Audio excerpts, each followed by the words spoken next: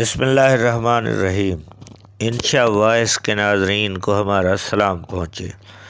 آج بادشاہ کی سالگرہ ہے اور مغل روایات کے مطابق انہیں تولا جانا ہے۔ اس موقع پر برطانوی سفیر سر ٹامس رو بھی دربار میں موجود ہیں۔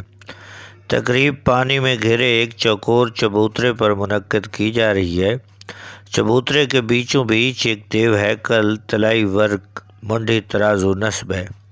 ایک پلڑے میں کئی ریشمی تھیلے رکھے ہوئے ہیں، دوسرے میں خود چوتھے مغل شہنشاہ نور الدین محمد جہانگیر احتیاط سے سوار ہوئے۔ بھاری لبادوں، تاج اور زر و جواہر سمیت شہنشاہ جہانگیر کا وزن تقریباً 250 پاؤنڈ نکلا۔ ایک پلڑے میں ظل الہی متمکن رہے، دوسرے میں رکھے ریشمی تھیلے باری باری تبدیل کیے جاتے رہے۔ پہلے مغل بادشاہ کو چاندی کے سکوں سے تولا گیا، جو فوراً ہی غریبوں میں تقسیم کر دیے گئے۔ اس کے بعد سونے کی باری آئی، پھر جواہرات، بعد میں ریشم اور آخر میں دوسری بیش قیمت اجناس سے بادشاہ سلامت کے وزن کا تقابل کیا گیا۔ وہ منظر ہے جو آج سے تقریباً ٹھیک 400 سال قبل مغل شہنشاہ نور الدین محمد جہانگیر کے دربار میں انگریز سفیر سر ٹامس رو نے دیکھا اور اپنی ڈائری میں قلم بند کر لیا۔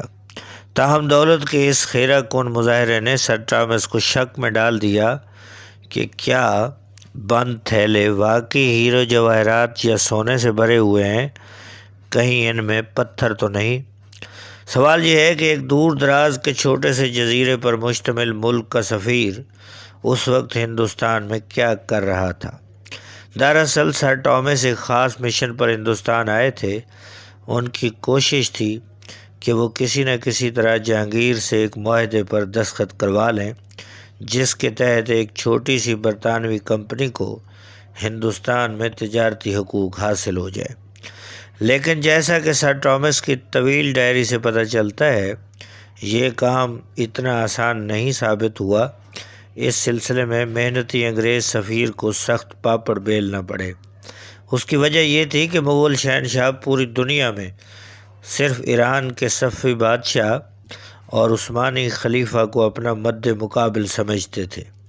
ان کی نظر میں انگلستان ایک چھوٹا سا بے وقت جزیرہ تھا۔ اس کے کسی معمولی بادشاہ کے ساتھ برابری کی سطح پر معاہدہ کرنا ان کی شان کے خلاف تھا۔ تاہم سر ٹامس نے ہمت نہیں ہاری۔ وہ 3 سال کی انتھک محنت، سفارتی دو پیج اور تحفے تحائف دے کر جہانگیر سے تو نہیں، البتہ ولی عہد شاہ جہان سے آج سے ٹھیک 400 برس قبل اگست 1618 میں ایک معاہدے پر دستخط کروانے میں کامیاب ہو گئے، جس کے تحت اس کمپنی کو صورت میں کھول کر کاروبار کرنے کا اجازت نامہ مل گیا۔ اس کمپنی کا نام ایسٹ انڈیا کمپنی تھا اور یہ واقعہ اس کی تاریخ میں سنگ میل کی حیثیت رکھتا ہے۔ یہ پہلا موقع تھا کہ مغل حکومت نے براہ راست ایک یورپی ملک کے ساتھ باقاعدہ تجارتی معاہدہ کر کے اس کی ایک کمپنی کو مراعات دی تھی، اور یوں اسے ہندوستان میں قدم جمانے کا پروانہ مل گیا تھا۔ یہ کچھ ایسا ہی واقعہ تھا جیسے مشہور کہانی کے اونٹ کو بدو نے اپنے خیمے میں سر داخل کرنے کی اجازت دے دی۔ ناظرین، یہ وہ واقعہ تھا کہ جس کی بنیاد پر انگریزوں کو ہندوستان میں قدم رکھنے کی اجازت دی گئی اور بعد ازاں یہ ہندوستان کے حاکم بن گئے۔ آپ سے گزارش ہے کہ ہمارے چینل کو سبسکرائب کریں، بیل آئیکن کو پریس کریں۔ بہت شکریہ۔